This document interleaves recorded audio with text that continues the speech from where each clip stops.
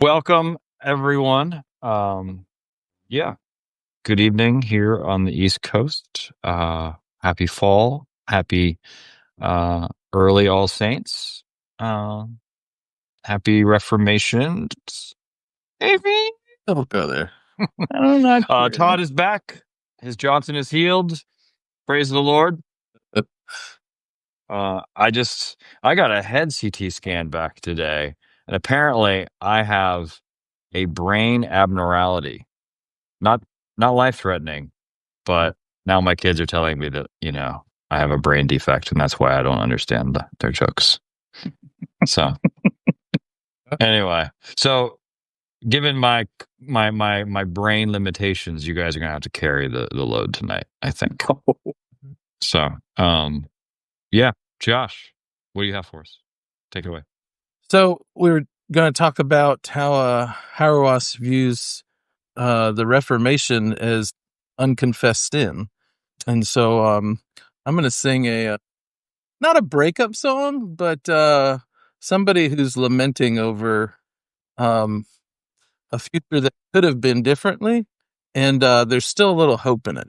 So how about that? Let's try this.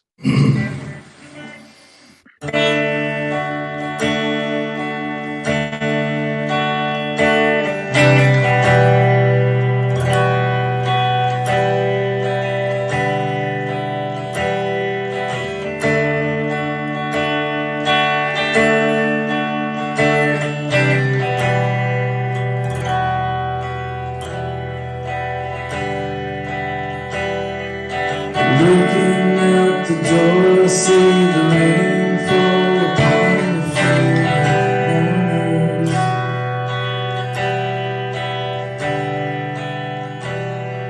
Parading in a wake of sad relations as the shoes fill up with water.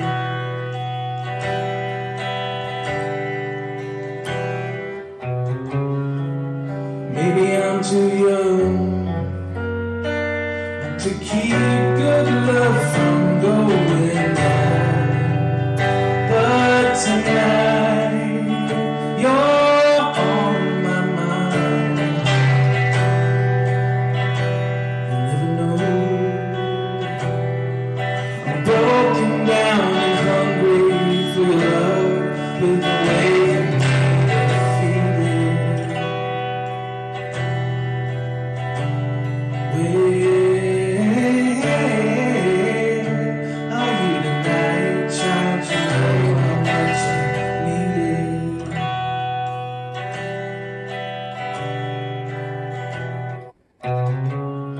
Too young to alone, too old to just burn through it.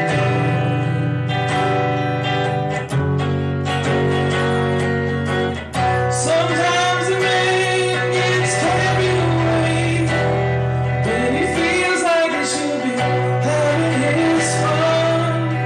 Much too blind to see the damage he's done.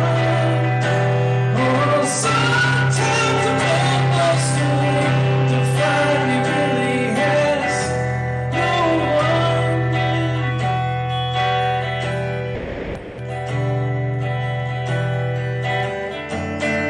So I'll wait for you and I'll learn. Whatever say sweet return.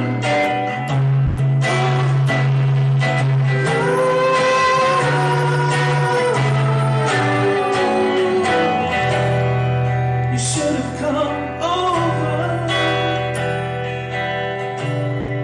but it's not too late.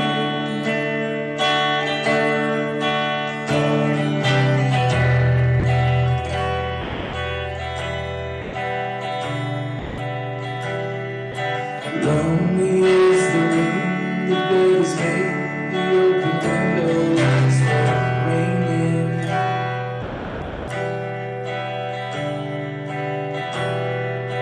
Bernie in the corner, the only one who's begging.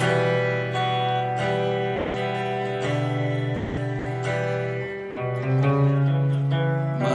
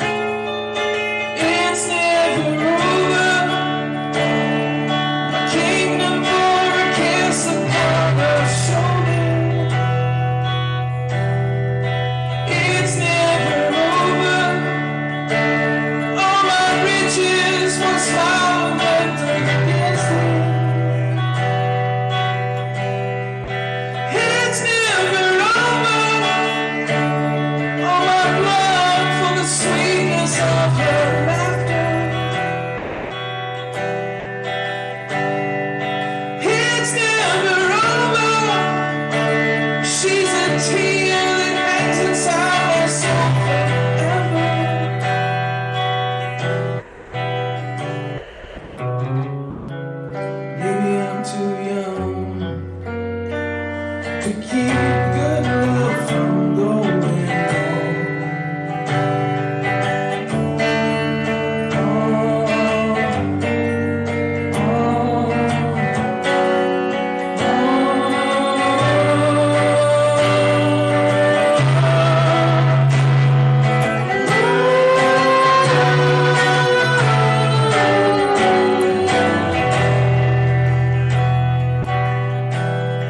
You should have come over,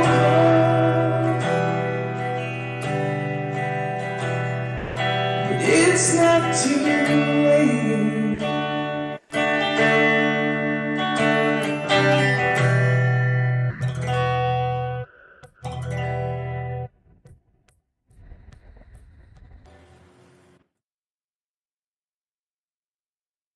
What was that, Josh? Jeff Buckley. Album titled Grace. Lover, you should come over. Jeff Buckley. Oh, why do I know that name? You better know that name. What? So He's deceased now. But very, very wonderful guitar player and singer. Yeah. He's the one that made Leonard Cohen's Hallelujah famous.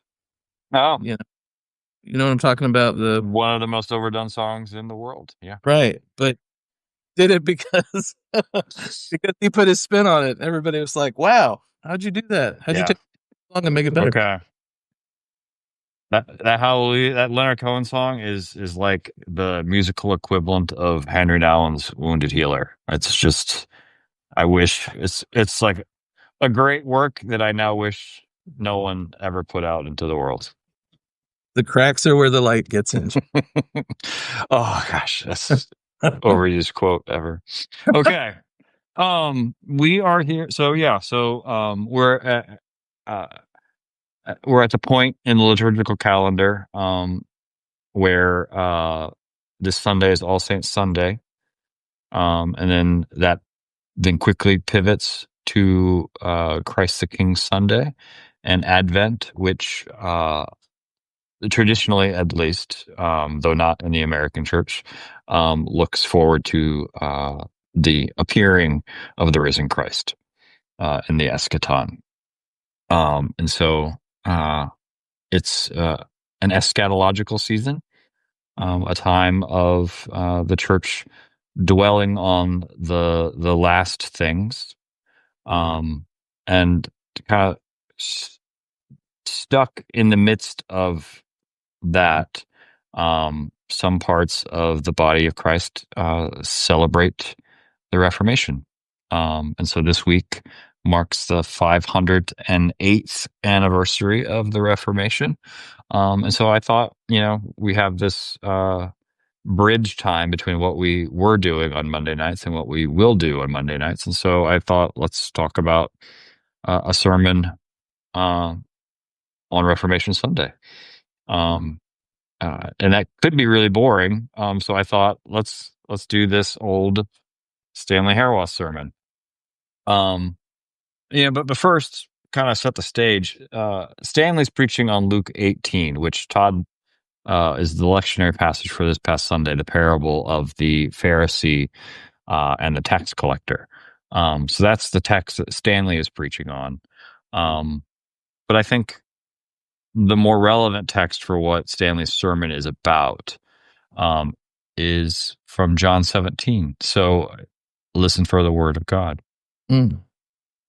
I do not ask for these only, but also for those who will believe in me through their word, that they may all be one, just as you, Father, are in me, and I in you, that they may also be in us, so that the world may believe that you have sent me.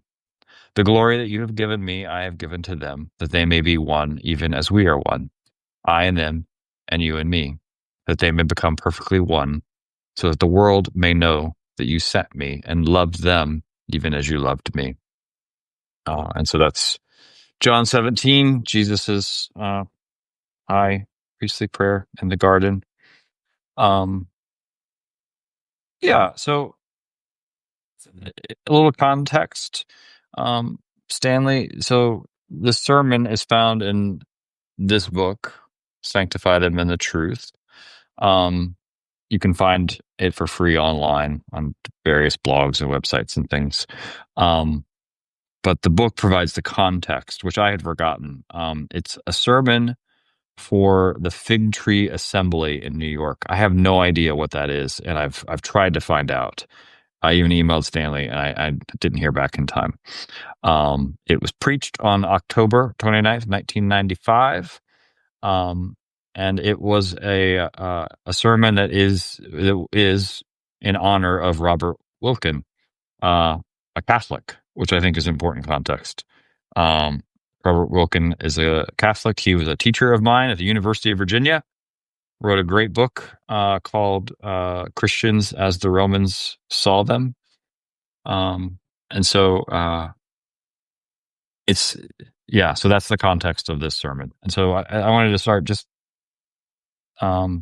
getting you guys' immediate reactions to it overall.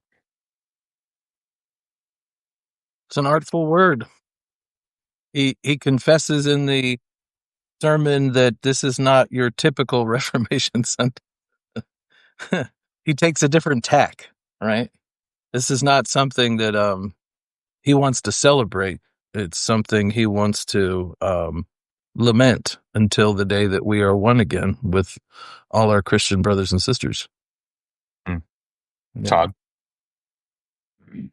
I thought it was an exceptionally evocative title. I read it the next day. I guess I read it last Tuesday after watching you all online, and I think I noted that it was quite the sermon. I actually liked it. I probably should give some context. I'm battling a fly here. There was there's a time where our church, myself, we didn't follow or know much really about the Christian calendar or the liturgical calendar. So any idea of celebrating Reformation Sunday was totally foreign until probably the early 2000s, maybe a little bit after that. So well after Stanley would have preached this particular sermon. So we played catch up and made a point to try to work Reformation Sunday into a bunch of Baptists, and so it's kind of startling to read a perspective like this. But actually, I thought back to my time in high school where I sat across the table from a Catholic friend, and we had lots of interesting discussions. And then at my 40th high school reunion, some of the young ladies that were now old ladies, like I'm an old man, noted that they felt as Catholics that we thought they were all going to hell. And I'm like, gosh, did we really give you that sort of impression? Because I don't recall it that way. But nonetheless, never wanted anyone to feel like because of the particular church they attended or whatnot,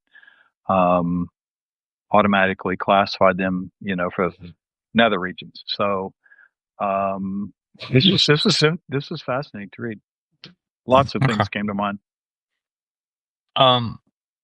Yeah. So just a few broad brushstrokes before we. This is what I like about Stanley's sermons is that they're short enough that we can just work our way through them block by block. But one of the things I learned from Stanley a long time ago is that sermons should be arguments. Even if they're not explicitly an argument, that there should be some polemical edge. And this is obvious in this sermon. And Stanley, bless his heart, like David Bentley Hart, doesn't know how to not be polemical. So, and the downside of that is often exaggeration. The upside of it is clarity in what he's thinking. So I think I want to call attention to the argumentative nature of of how he understands homiletics. And then I was thinking also, it's not just that this is a sermon in honor of Robert Wilkin, a Catholic church historian.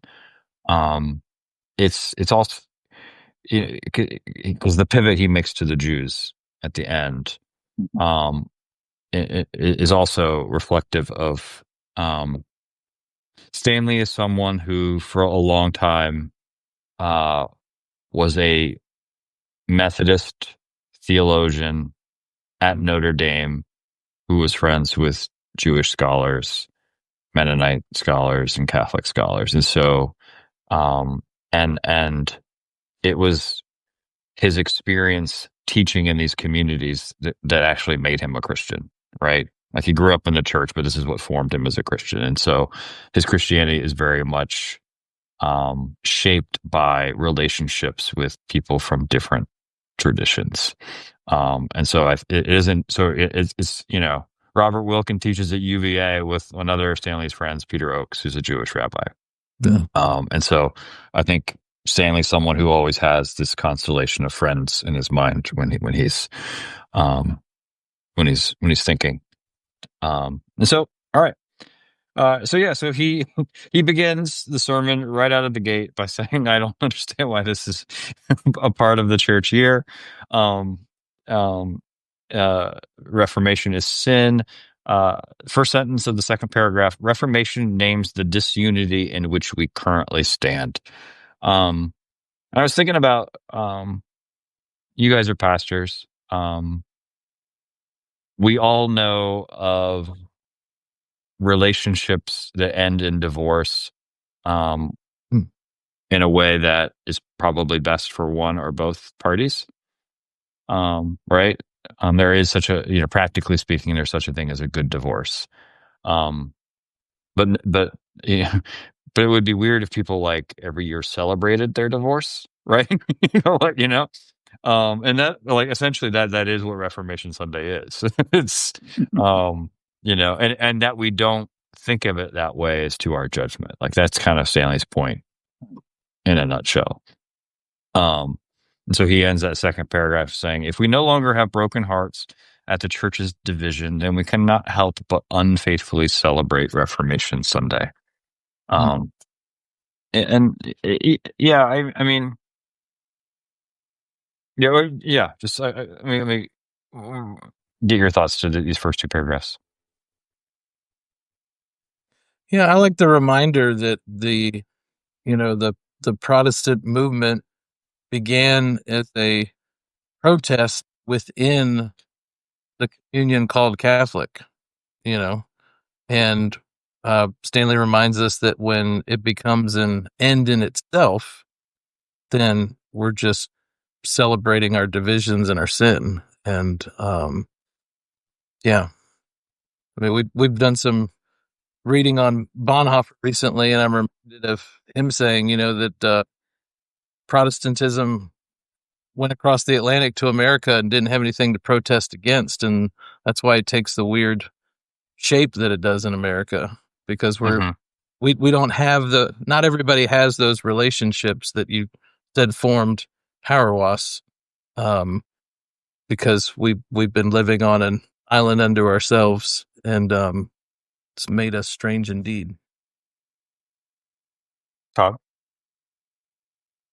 That's an interesting. I was thinking. I went back and read it again just a little bit ago, and I thought about the modern sort of champion call "semper reformanda." Always reforming.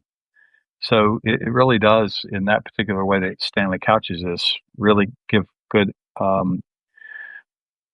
explanation or illustration of kind of the ongoing competitive polemical nature of denominational kind of ruptures. And so I think that he hits a good point that it's in the DNA. And it's like in my own denomination, it's always this underlying sort of puritanical move, always moving. You're not right enough, or you're not far enough, or you're not literal enough, or you're not conservative enough. And I think that probably, I mean, the Methodist kind of had a little bit of schism, and like who hasn't? And so I think he's hit upon something, and we see there seems to be no regret from time to time, which hmm uh, is disturbing. Yeah, I was thinking that, so Martin Luther sought to, um, so Reformation Sunday marks Martin Luther inviting a debate about items in question in the only church that he knew, right? Like Martin Luther did not set out to start his own branch of the Christian tree. John Calvin did not start out um, to begin something called Calvin. Like they fled France because they were being persecuted. Like Henry VIII, for all of his other problems, was like a sincere like theological student, and was not intending to have uh, a permanent theological break from the Catholic Church. John Wesley did not intend to leave the church, like again and again and again and again, like um, so it's like the people on Azusa Street, like they weren't like, let's create a denomination called Pentecostalism now. It's like the Spirit happened, and a Methodist church that was now a middle class church couldn't accommodate it.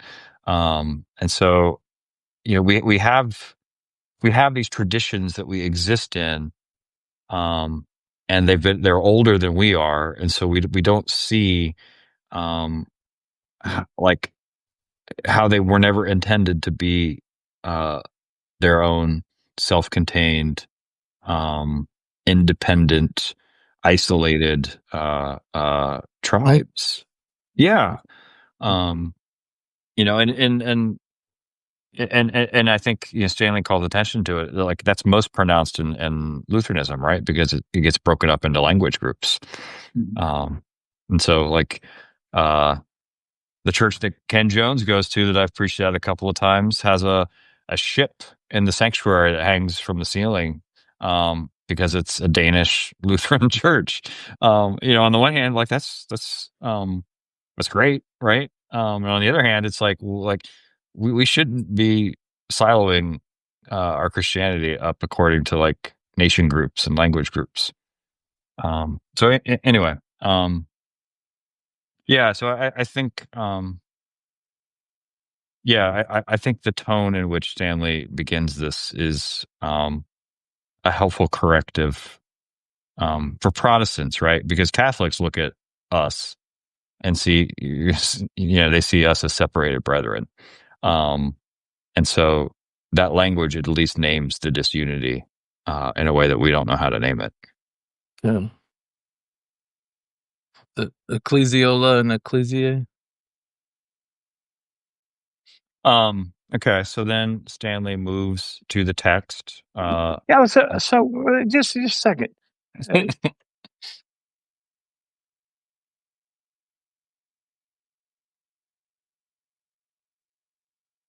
Yeah. What were you saying, Todd? You waiting on me? Yeah. Yeah. My internet kind of, I guess, is a little wonky. So you emphasize Protestant. So what about the what about the Eastern Church? It's also divided up geographically, and there are some nuances, depending on if you are talking about an Antiochian Orthodox Church, or you're talking about the Greek Orthodox Church. So, I mean, I just wondering, just here thinking about that, because I've listened to Frederica Matthews Green talk about Orthodoxy or Eastern Christianity, and it's not as singular as No, make it sound. I would. So I do think, if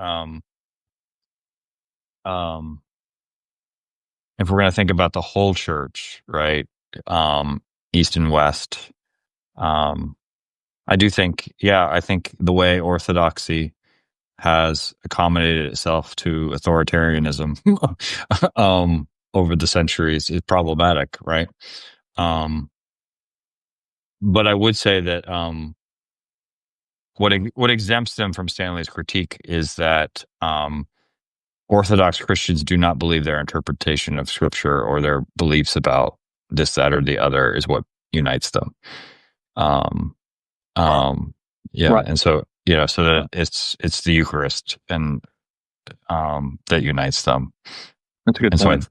I would say like their language differences are less determinative,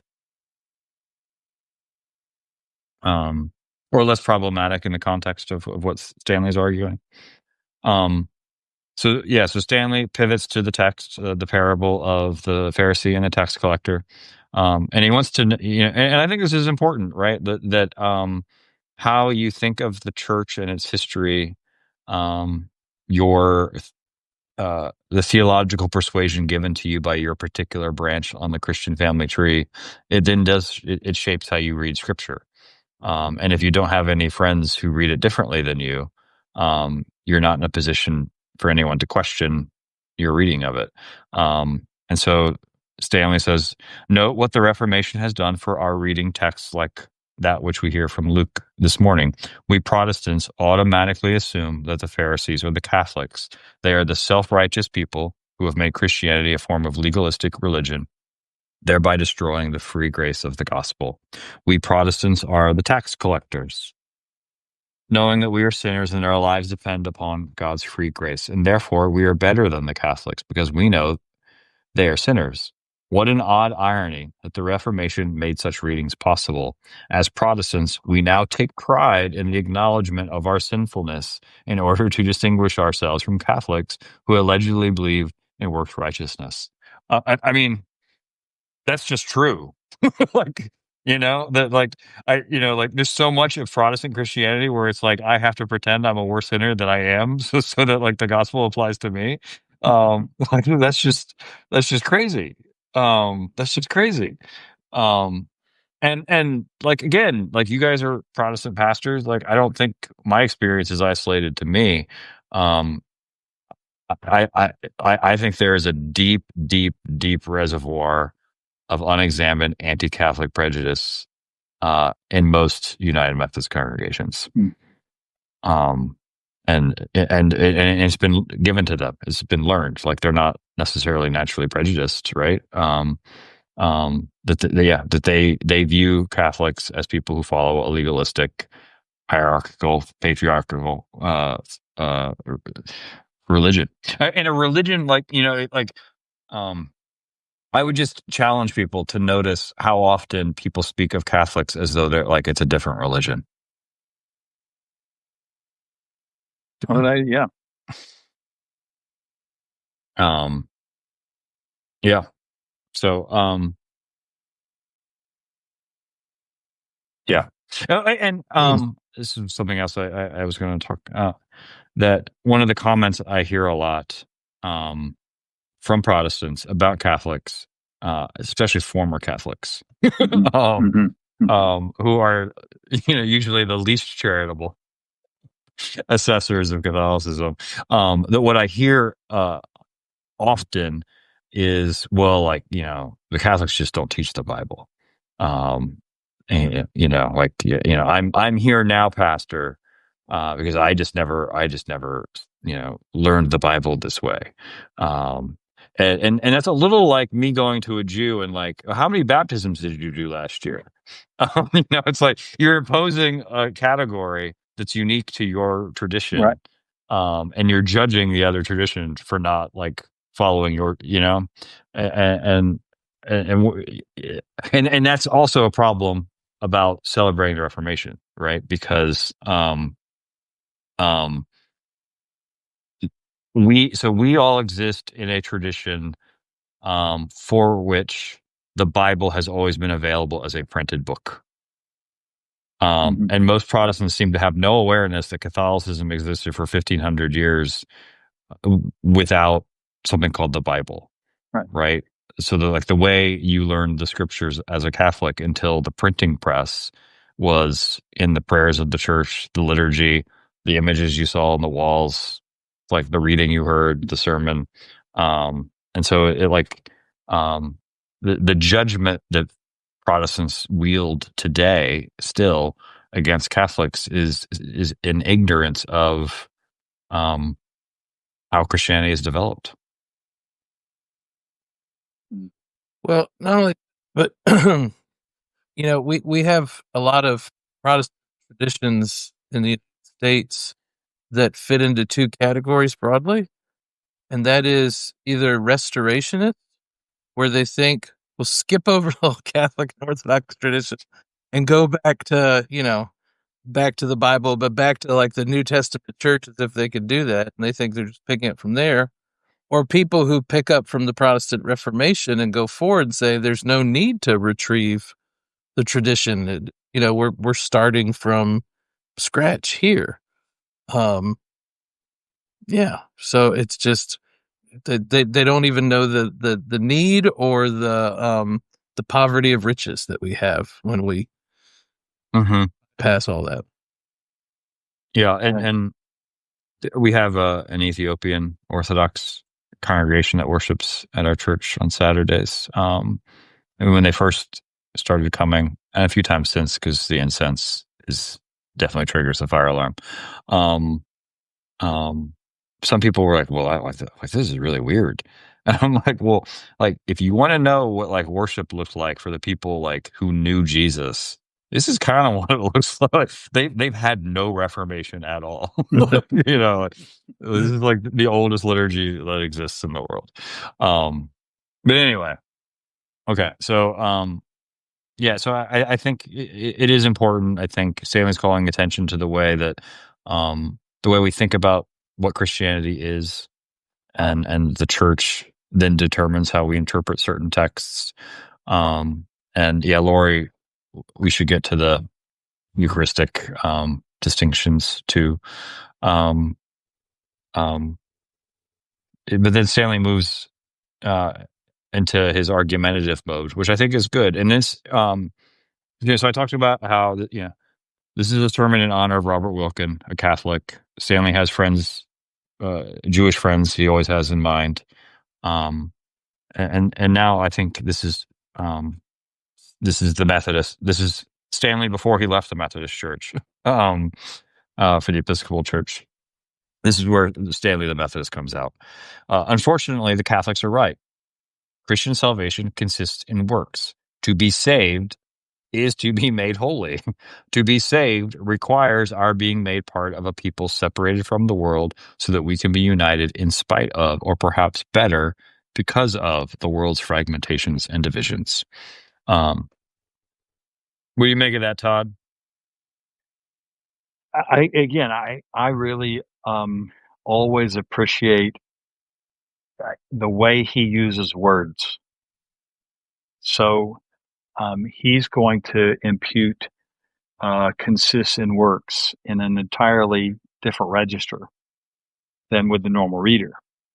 But he's forcing the normal reader to actually consider what's happening in justification, or so that there is something at work. So I thought that was, I mean, I can see why you like him, and I can see why your preaching is very similar, because there is a way to startle the hearer, into thinking, "Oh, I've never thought about it that way." I mean, wait a minute, maybe it's going to alter my entire perception of how I've categorized people, or in this case, how I've set aside this group for a particular reason. Now I have to go admit that, wait a minute, that's exactly correct.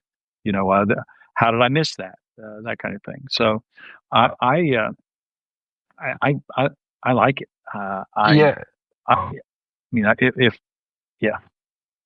Yeah, he gets closer to it later in the sermon, but oh wait, before we leave this paragraph, can I say something? Yeah. So yeah.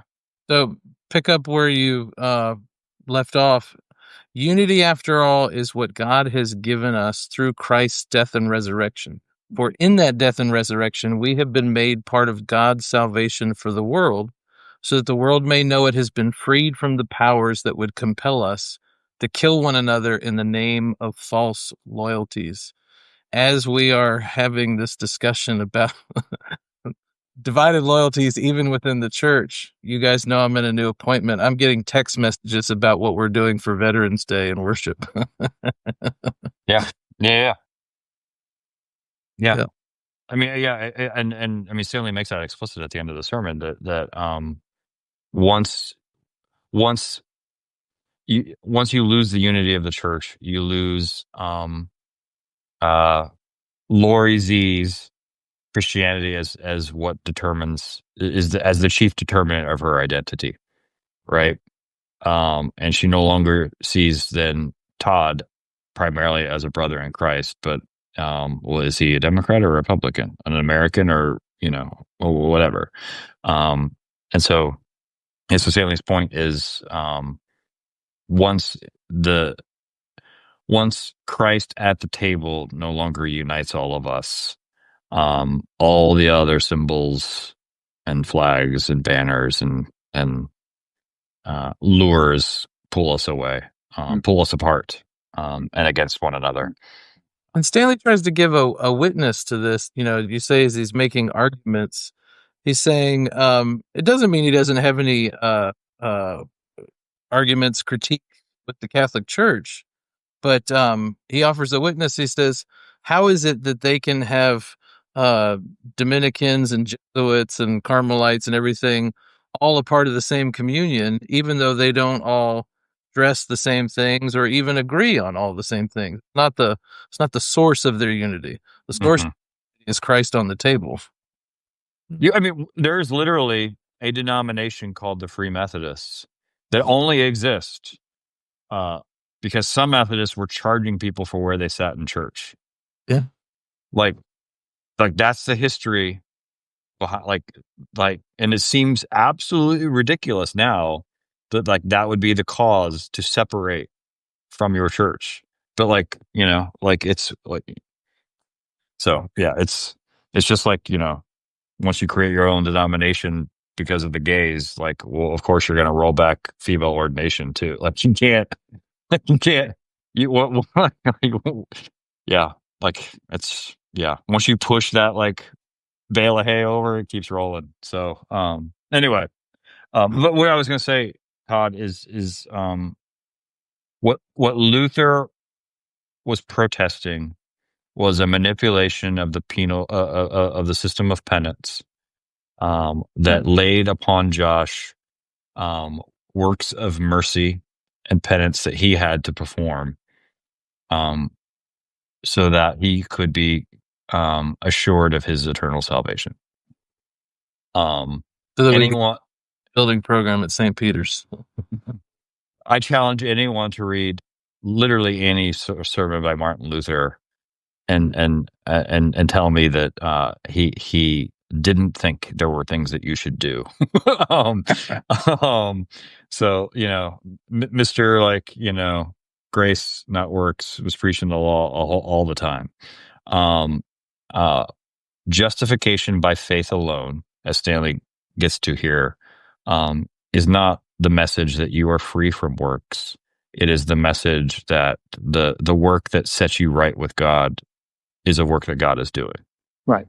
So it's not that Todd doesn't have anything to do and he can just luxuriate in his sinfulness like the tax collector in the parable. It's that God is the active agent of salvation, and God is going to get a hold of Todd and make him holy. And that may be painful for Todd. But his last sentence in that block you're referring to is all that is about the works necessary to save us. So it's passive, to save us. We're not saving ourselves. I thought he did a really good job. So let's move to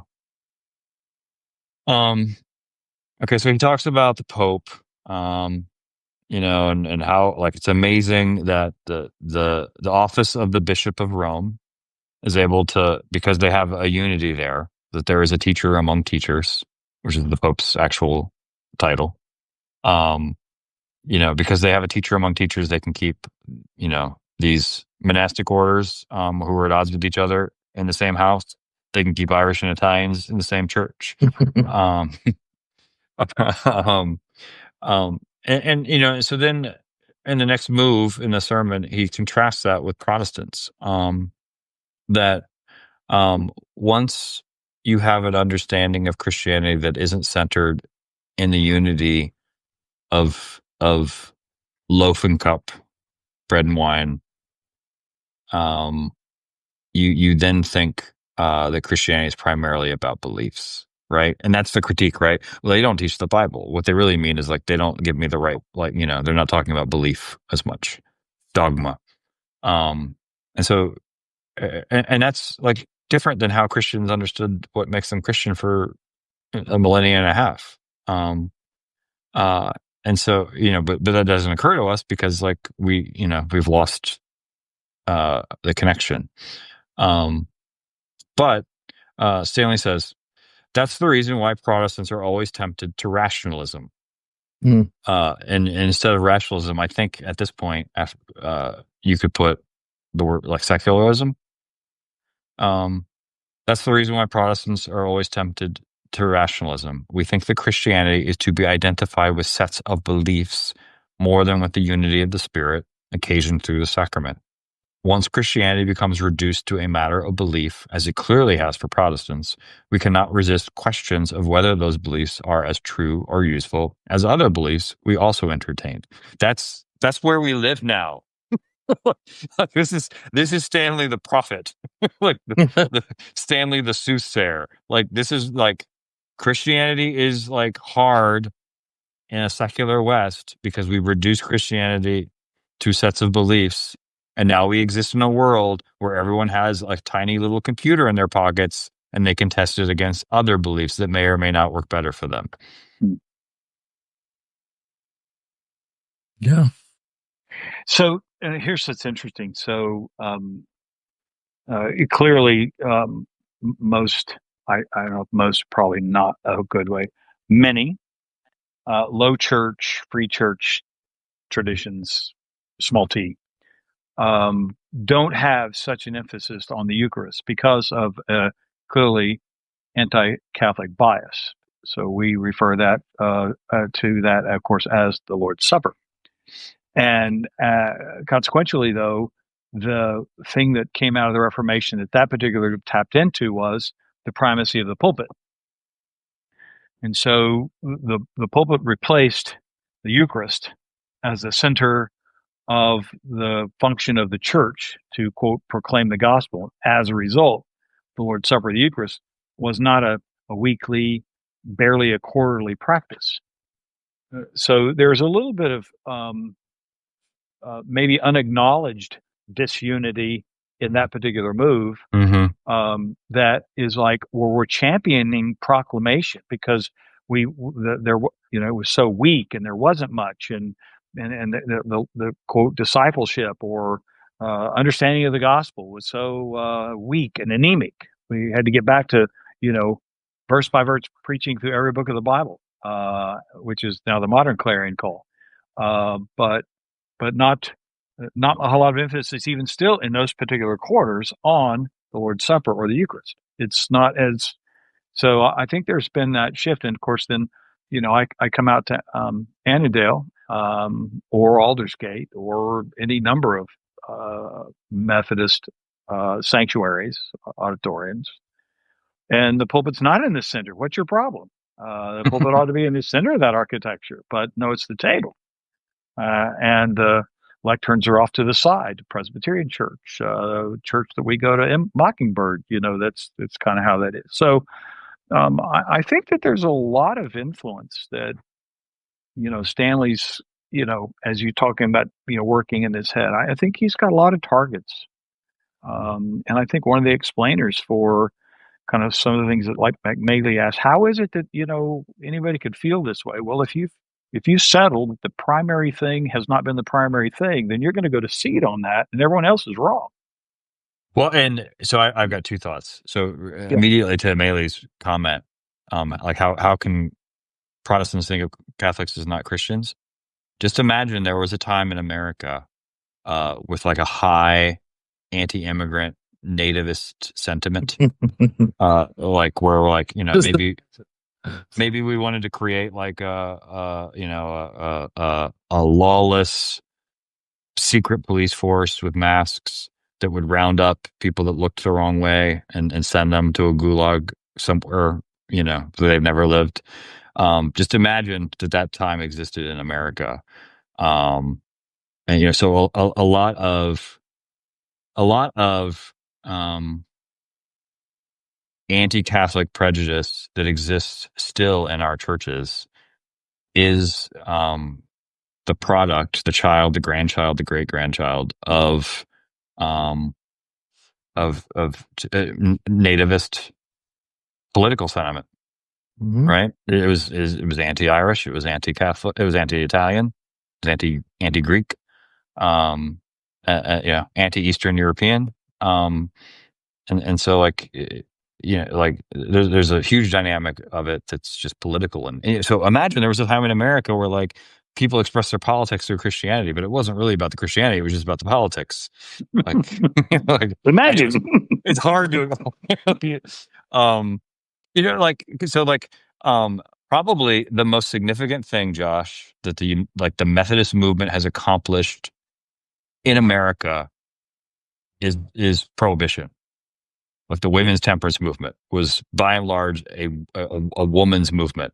And thanks to Ken Burns, I now know it was locked in with with anti-immigrant, anti-Italian, anti-Irish like sentiment. And that's why like Troy's mentioned this the same thing as Melee, like Troy's from the Midwest. Like that was ground zero for all of this, Right. So it's Right. and again, that's part of I think Stanley's argument is that if we no longer think the unity of the church is Jesus's will, and our disunity is a sin,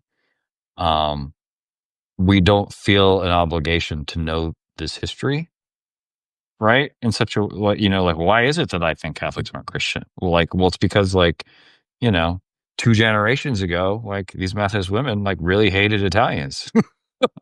Because they were setting up bars in Kansas City and St. Louis and all, like across Oklahoma, and like their men weren't coming home for like it all makes sense. But so yeah, I think there's a part of um that we should be one church kind of forces us in a position of like needing to learn why we're not. Yeah. Right. If I just think the United Methodist Church is what God ordained, then I have no need to understand why it is that Todd exists in a different tradition than mine. Okay. Sorry for that. Well, I think there's a good paragraph just below. Yeah. Where he's talking about once religious beliefs start to conflict with other beliefs, then the religious believers are and will know themselves to be mongers of values. They too are denizens of the mall, selling and shopping and buying along with the rest of us. We've mentioned all kinds of cultural things that have changed from our architecture to the shape of our worship.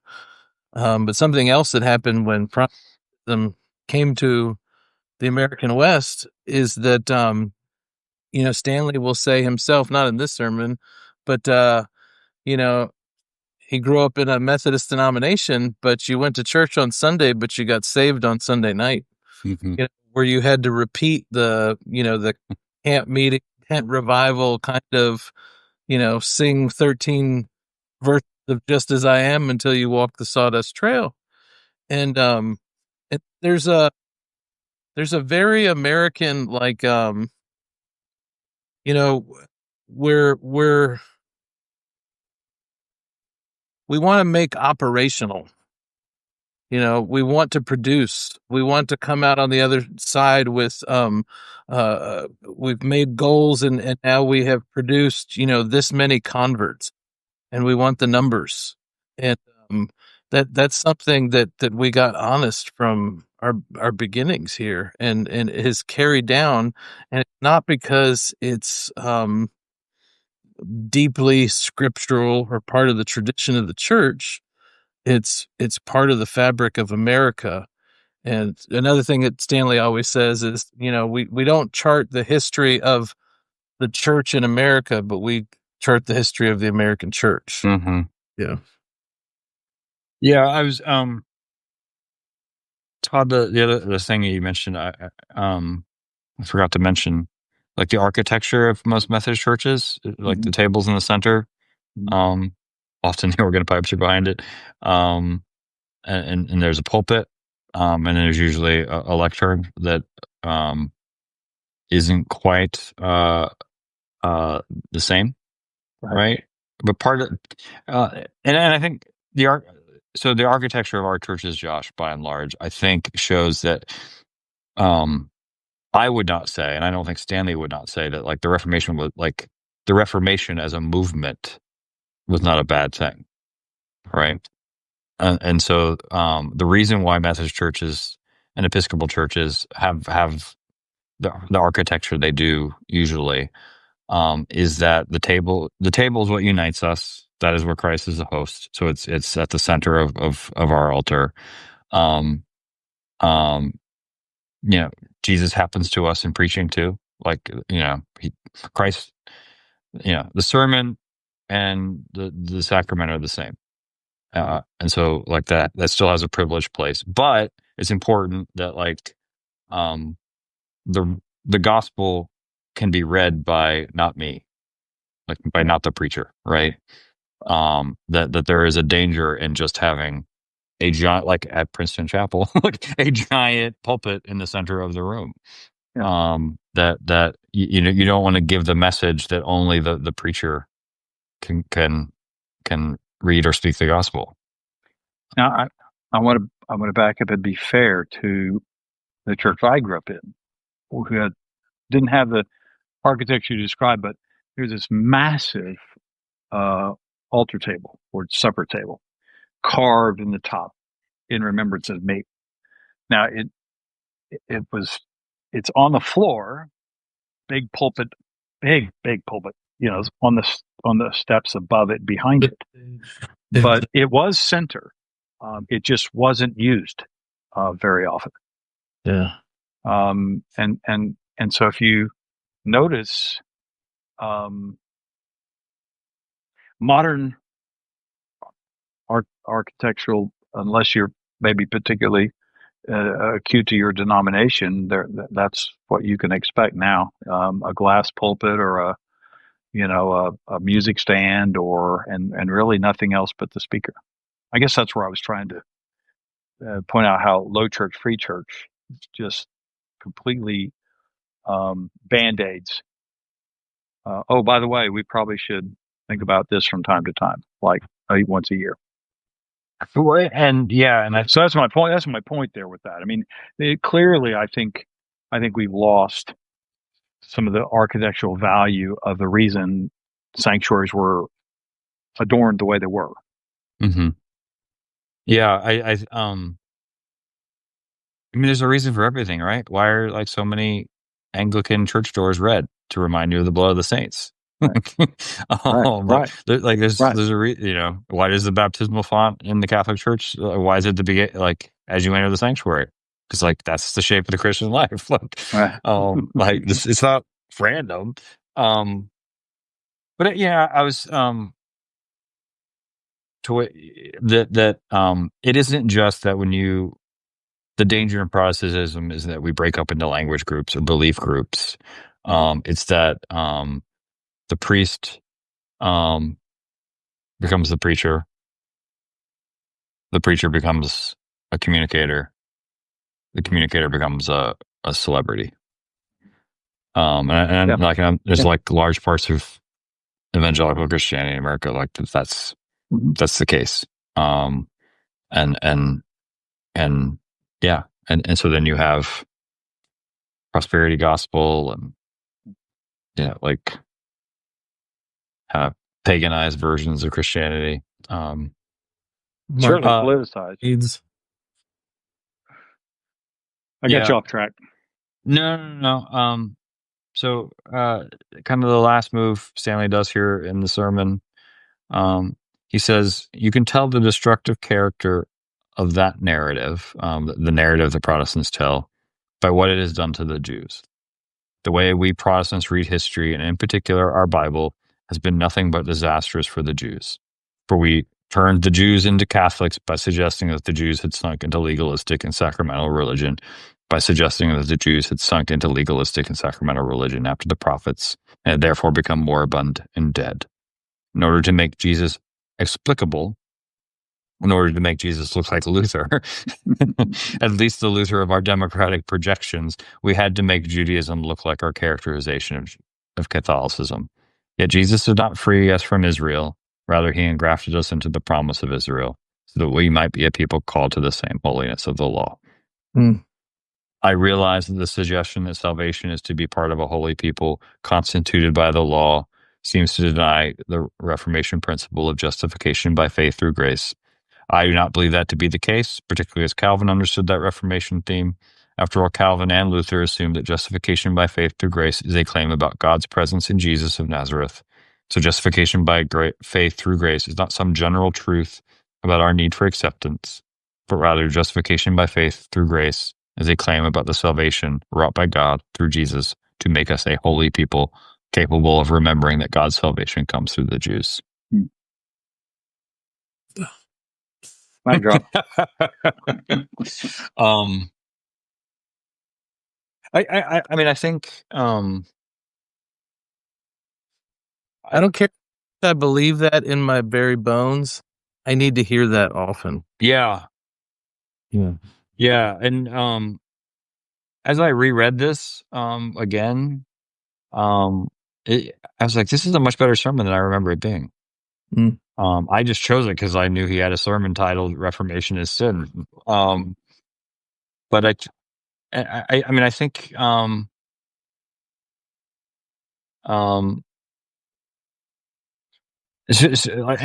they rub against each other, right? That Stanley, in one way, is very much like Luther, in that Luther was bold enough to withstand people pushing back, saying like, "Really, like, you're the one like who gets this right? Like, all these other it's really you? Like, you really think like you understand this?" And he held his ground, and insisted that the Lord had given him like something to hold on to.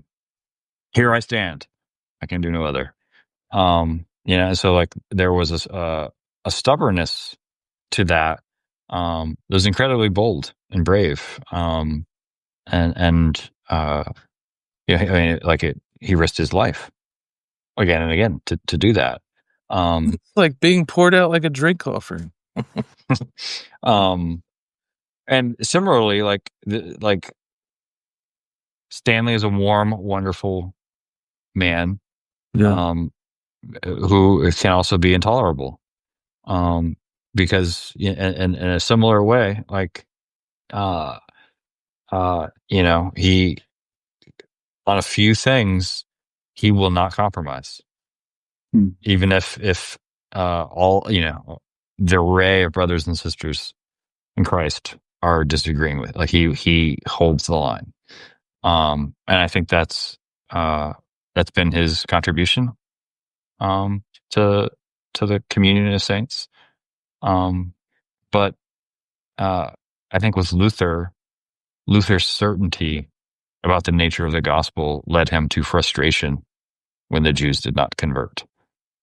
Luther was convinced that if we only look at the Bible, we can, into the vernacular, if we can only proclaim the gospel clearly, then then the Jews will and it was his certainty that led to something diabolical. And I think Stanley, by contrast, his uncompromising nature is balanced or kept in check by the fact that he has friends from all over the body of Christ. And so I think if there's one takeaway from Stanley's sermon is, for people present here or listening later or watching later, it's you cannot read the Bible alone. Despite what the Reformation produced, like you shouldn't be reading the Bible alone.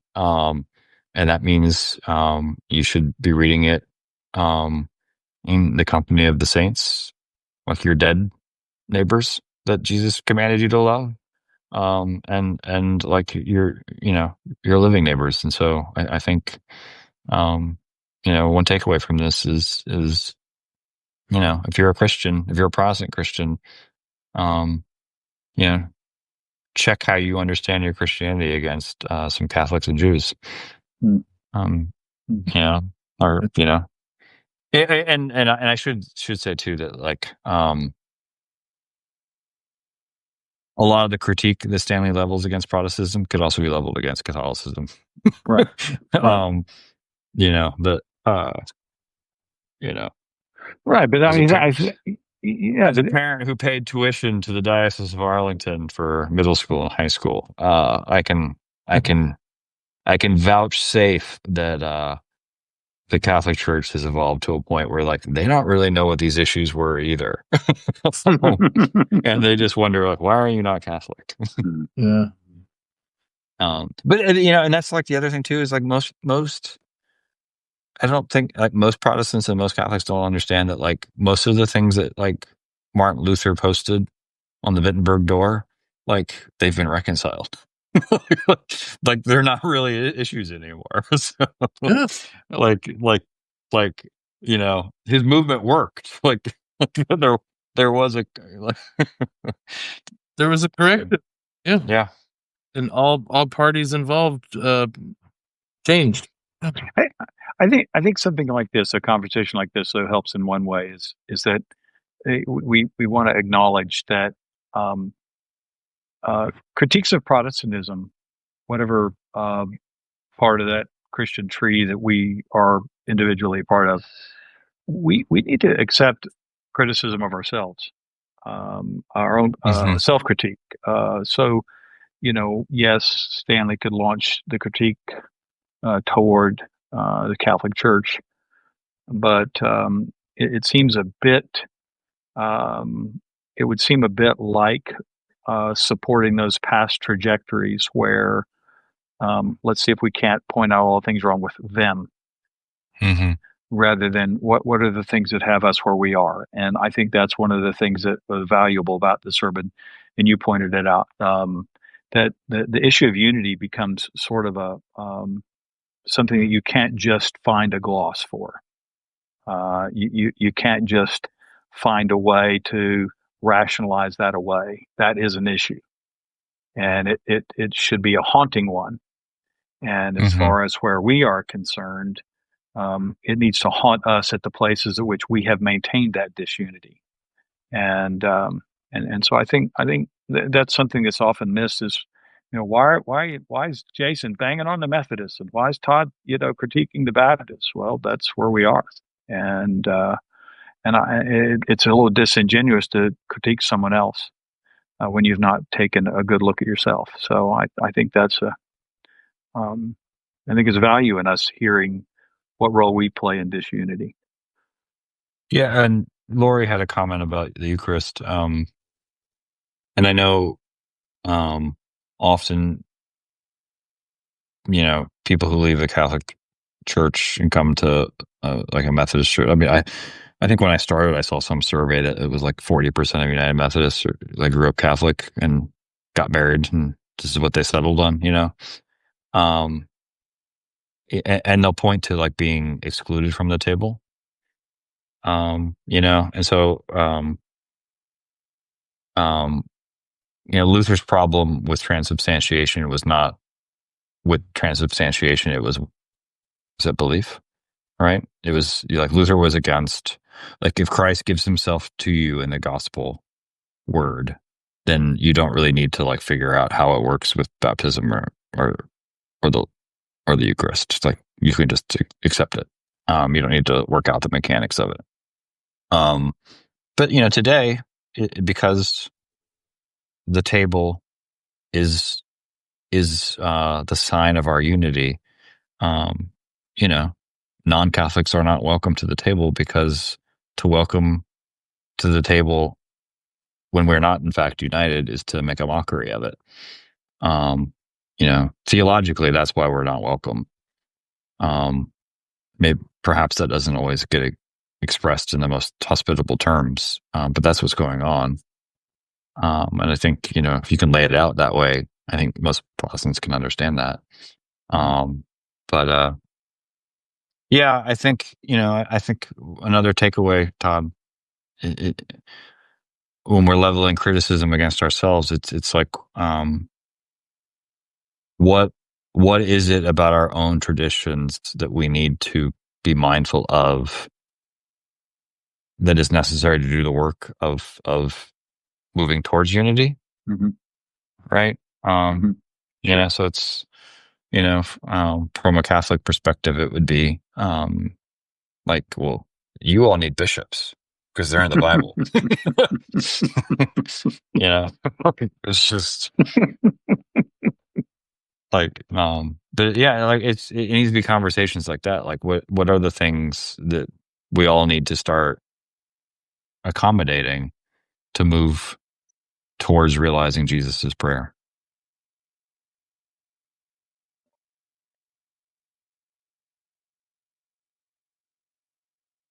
Agreed.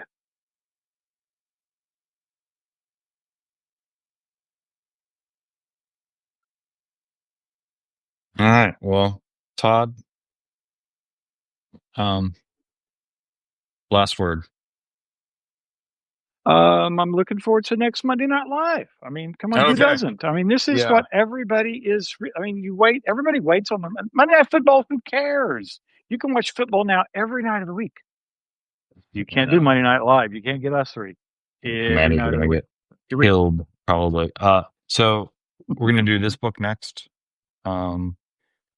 Rowan Williams, Open to Judgment. When I was so mad when I got this because I thought it was a new collection of sermons by Rowan Williams, and I realized it's just a repurposed version of the book that I already had.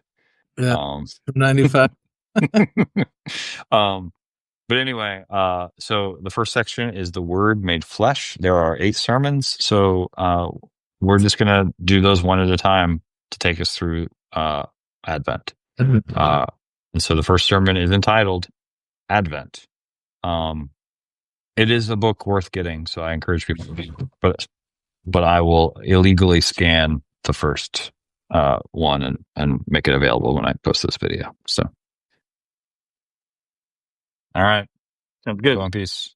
Thank you.